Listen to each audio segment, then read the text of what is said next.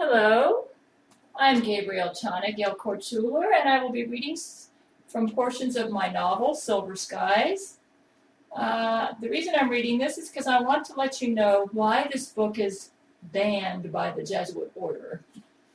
So I'm going to be reading you some portions from it. This is from Silver Skies Part 2 of 2.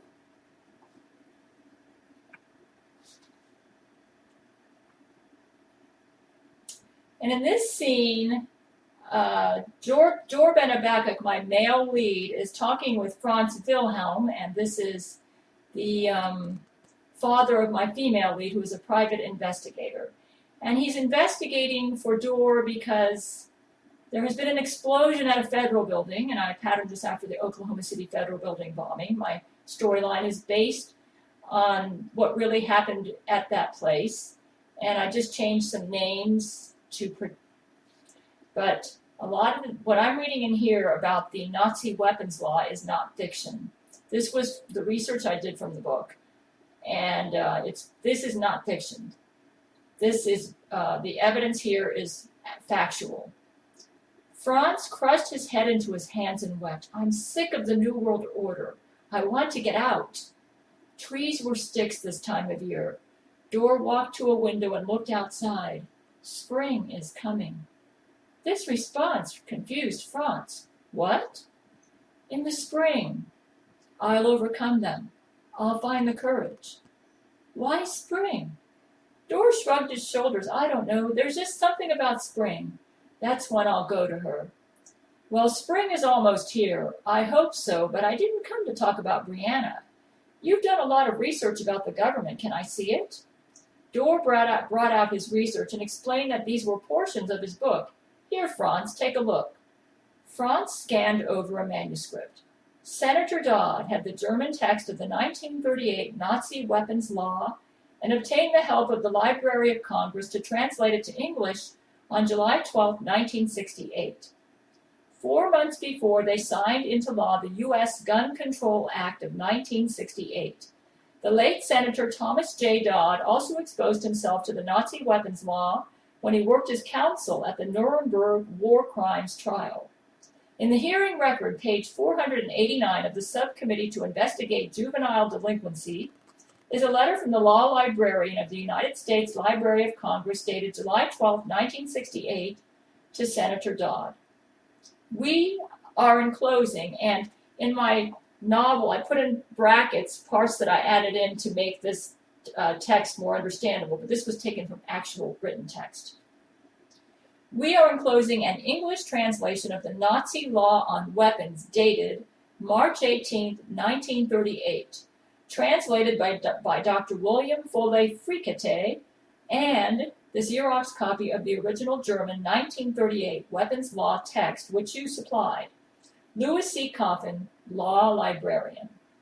The unedited original. Here's what it actually said. We are enclosing herewith a translation of the Law on Weapons on March 18, 1938, prepared by Dr. William Follet-Fricquet of that division, as well as the Xerox copy of the original German text which you supplied. Louis C. Coffin, Law Librarian. Senator Dodd was the chief architect of the 1968 U.S. Gun Control Act. Franz's hand shook as he viewed the documents on the table. He turned to Dor. The 1968 U.S. Gun Control Act was patterned after Nazi law. Dor put his hand over Franz's. Will you still try to avenge Stephen Tischler's death? I must. How can we allow this? Franz made a fist under Dor's hand. I only wish I could leave the New World Order now. Dor squeezed Franz's fist. Do what you must. Don't worry about Brianna and I. A new admiration for this rabbi came over Franz, but he feared for him too. He had to find a safe way for Dor and Brianna to marry. Are you brave enough for her? When I go to her, all our lives will be in danger. So let's start being brave now. I encourage you to leave the New World Order. A message flashed on the computer screen. Death to you all if Dor and Brianna marry. Dor sat and shivered in his chair. Franz stood speechless. Okay, I'm going to fast forward to another section. This is from page 104, part 2 of 2. The order gave them a canvas bag to place the body in. And they put it in the trunk. Better to leave him in the trunk so they couldn't see him, to remember him as he was before they'd gotten him. The desert blurred by. I'm going to come in a little bit closer so you can see my face as I read this.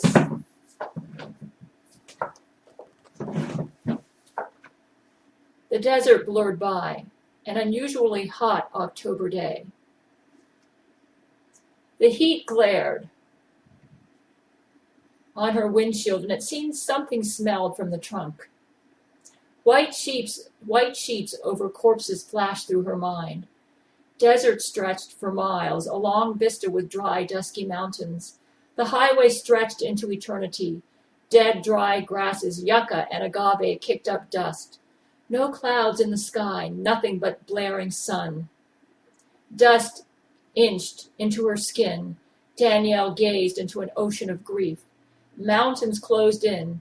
Brianna felt panicky. Did she still wear his ring? Sapphires and diamonds twinkled, tormented her. She reached Houston, numb, prepared for anything. Live oaks cascaded her and mocked. Door's eyes had soothed her. His mouth had brushed her. Would he be a haven? If not, she'd be the parched grass. She drove up the curved driveway with the potted plants. When she pressed the doorbell, her hand shook. The door opened. His jaw dropped. Oh, my God. She flung herself on him and felt his lips on her hair. My darling Brianna. Isaac's dead. He backed off and turned away. She couldn't suppress tears. Danielle laid a hand on Door's shoulder. Marry her. Duty done, Danielle disappeared down the hall. He seemed in another world and sat on a bar stool. His eyes glazed ahead. Brianna wanted to claw her way into him, wrench fear and strangle it. He lost himself into his own world. She didn't exist. Should she just sit here? He needed her. Why wouldn't he come? Better to leave him alone. It was she that tormented him. In the corner sat the bag. She smelled nothing. Her mind played tricks on her. A crimson sun waned below the horizon. She somehow made it to her home, which she hadn't sold. Tomorrow there would be a funeral. In the dark, she tossed on her bed. Sleep fled. Around 3 a.m, she finally fell asleep. When she awakened the next morning, the sun's rays blared through her window. The funeral was at 10 because the body had been dead long enough. It needed a proper burial. She prepared a basket of food for Dor and his family. In keeping with Jewish tradition, the basket was simple, but the food inside came from her heart. Homemade bread made from whole grains, a vegetable salad with her own herb vinegar dressing, matzo crackers. The bread was still fresh. Dor struggled with depression and needed all the energy he could get. If he'd eat these foods, they may help his flagging spirits, and she hoped she could prevent him from canceling their engagement. As she drove the short distance to Dor's, her heart leaped to her throat. He didn't talk to her. This was bad. She had to get him to open up and pour out his feelings. If not, he'd bottle them until they poisoned him. The bitterness would fester and fester until he died of grief. When he opened the door, she presented the basket to him. What's this? He smiled, took her basket, opened it, and sniffled. Brianna, did you make this bread yourself? He felt his arms around her. He brought her head to his shoulder. It relieved her that he could still feel. Before we left for the Reformation Center, I got in the mood to bake. Let me know if you need anything. I'm going to kind of jump forward a little bit.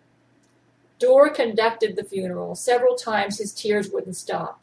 She remembered the large candle that burned at his home. Its flame was his heart. She saw it in his eyes, the shimmering flame, the desire to rescue the oppressed. He wanted to comfort the sufferers, make the world a better place. But he could only watch it all, the horrors of suffering that never ended, the dark tunnel with no light at the end. His eyes were restless. She knew he wouldn't be satisfied until he did something. And that's my book. Enjoy it.